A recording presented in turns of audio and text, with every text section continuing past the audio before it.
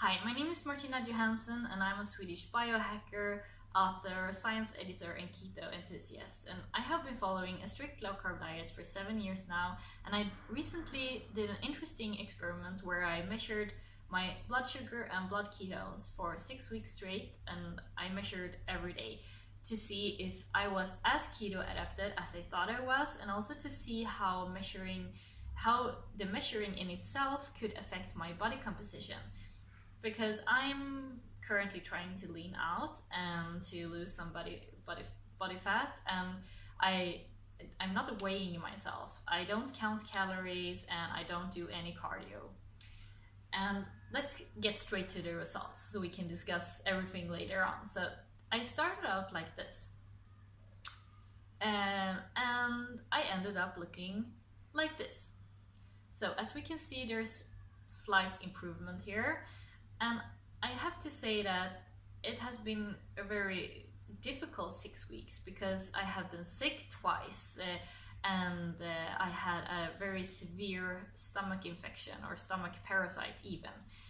And I have been traveling a lot. I have been to Hong Kong, Hainan in southern China, Sweden, and Shanghai, and I'm currently in Shanghai right now. And I was planning to go to Bali next week, but I have actually cancelled that trip because it was just too much.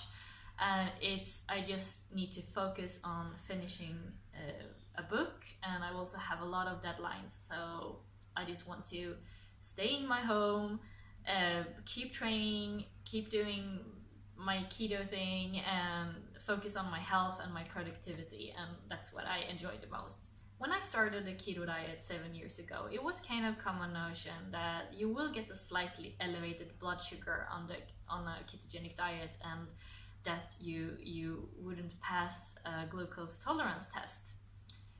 And that's just normal metabolism, and that's just the way it works, because when you remove the carbs, your body will produce, your liver will produce ketones and also a small amount of sugar. And that's just to make sure that you have enough energy and the blood sugar won't be like super high or something. It will still be in the normal range, even though it's slightly elevated. But in recent years, I've seen that some people say that you're not keto adapted if you have a blood sugar over 80, I think, 4.5 millimoles per liter. And my blood sugar have always been around between 5 and 6, sometimes closer to 6 than 5. And I've come to know that there's actually quite important what you use, what kind of device you use when you measure your blood sugar, because some of the devices have a very large error. And I've come to use this one. It's a Freestyle Precision. It's still not an exact science, because if I take a drop of blood and I measure like 3 times in the same drop of blood, I can still get 3 different results. So it's important to know that if you are measuring your blood sugar and you're trying to be keto adapted, that this is not 100% exact. It can give you a hint, it can give you a clue, but no more than that. And I don't have diabetes, I have never been overweight, and I have been working out consistently. I have been competing in weightlifting and also in bikini fitness on the keto diet. So I thought that I must be keto adapted because it's working so well for me and I'm getting these great results. But as I said, I was worried that okay, maybe I got something wrong, maybe I've been doing it, maybe I have been missing something. So when I started measuring, I saw that my blood sugar was slightly elevated, but I had a lot of ketones in my blood. And this was during the time when I was very sick and my body was under a lot of stress because I had a stomach parasite, and it was pretty bad. But when I got well from that, I saw that my blood sugar came back to it lowered a bit, and my blood sugar, my blood ketones was around 1.5, and my blood sugar was around 5, between 4 and 5. And I saw that this was pretty consistent, even though I drink coffee, and even though I do a bit of fasting once in a while. I try to eat breakfast, lunch, and dinner, and I try to not skip any meals. But when you're traveling a lot and you do all these things, it's quite hard sometimes to like really fit in the meals. And also here in China, I must say that it's quite difficult to be keto here in China, because it's easy to be low carb. I can be low carb anywhere in the world, but to be keto, it requires that you have access to good fats, because you don't want to just eat a bunch of like gutter oils, inflammatory omega-6, or like a bunch of vegetable oils, for example. You want like really nice and good fats.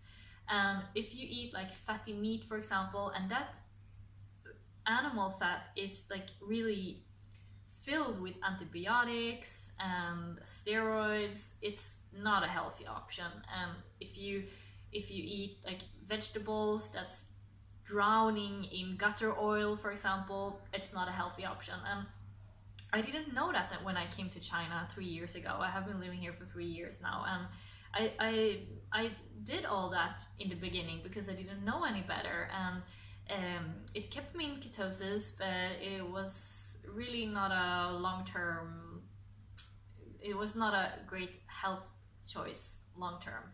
So I prefer to stick to like more low carb when I'm traveling, rather than like indulge in a lot of fats that I really don't know where they come from. So anyway, I saw that even though I do a lot of fasting and I drink coffee, my blood sugar and blood ketones, they keep in a pretty good range.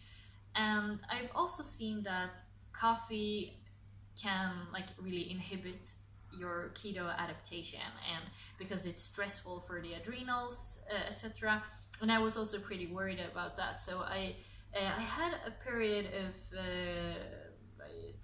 2-3 months last year where I actually stopped drinking coffee altogether, and it was a very nice experience. But I fell back into my addiction again.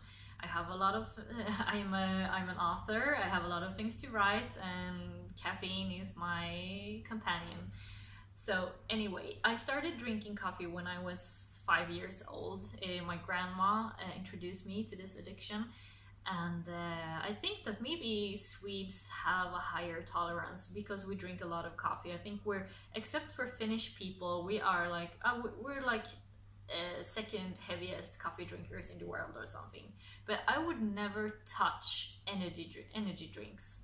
That's too much. But I mean, a cup of coffee here and there, I don't think it matters too much, especially if you have a really high caffeine tolerance and you have been drinking coffee for decades. So yeah, so that's also what I found out, that fasting and also caffeine intake wasn't that bad for me that I thought it was, because it didn't affect my blood sugar that much. If I combine fasting with caffeine intake, it will elevate my blood sugar a bit. And as soon as I go back to a high fat ratio, like if I get in my meals like breakfast, lunch, and dinner, and I have 80% fat ratio to every meal, my blood sugar will decrease again and stay around 80 or 4.5, or slightly below 4.5. So my conclusion is that I am keto adapted, even though I haven't been like doing everything 100% correct, such as eating carbs once in a while. I eat like kidney beans, I eat pumpkin, sweet potato, I have had rice once in a while. It's very, very seldom. It's just a couple of times a year. but I've noticed that I can go in and out of ketosis pretty easy. So I'm more of a hybrid actually, and I'm not sure if it's better to be 100% keto 100% of the time than being a hybrid, because I think that humans are designed to be hybrids more than anything else, to really be able to use glucose as well as fats and to really combine those two. And I can't see the problem with that if you're healthy and you feel good and you get all the results you want. So yeah, that was also interesting to see that, to come to get to that conclusion.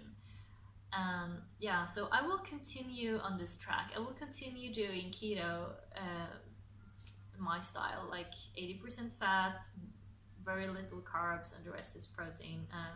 I try not to skip any meals, but I will continue to drink coffee, and I love my bulletproof coffee, like coffee mixed with butter and coconut oil. And so yeah, I will continue doing that. So yeah, that's all for me today, and I hope you follow my YouTube channel and give me a thumbs up. And you can also check out my English blog, highfatfitness.com. I'm not very active there, but I'm very active on Instagram. I'm also highfatfitness. So make sure to check it out. And I've recently written a book in English about the keto diet. It's called the Ketogenic Guidebook, and you can pre-order it on Amazon. And I will I will post the link below. So I hope to see you in my next video, and take care.